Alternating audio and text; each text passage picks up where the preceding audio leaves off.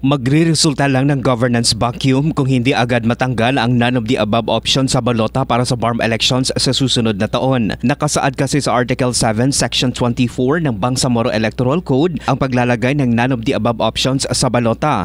Sinabi ni Member of Parliament Engineer Bainta ng Batuan, may legal at governance risk daw ito, lalo na at nasa crucial stage na ngayon ang transition period ng BARM. Kung mananaluan niya ang nota, ay magkakaroon anya ng dangerous scenario dahil sa kawalan ng elected officials kaya hindi makukumpleto ang parliament seat maging ang iba pang posisyon ng BARM government. Magre-resulta din anya ito sa governance vacuum at governance instability o kawalan ng matatag na gobyerno. Nakasaad din sa electoral code na kung mananalo ang nota, ang second placer ang maihahalal bilang panalo, pero nauna nang sinabi ng Supreme Court na ito ay unconstitutional kaya kontra sa national jurisprudence ang parteng ito ng BARM Electoral Code. Nauna na ring inirekomenda ng COMELEC na amyandahan ng BTA ang nasabing probisyon ng Electoral Code para maiwasan ang anumang legal implications. Such a situation could lead to a governance vacuum, administrative instability, and a weakening of the very institution we're striving to build and protect. This is a risk we cannot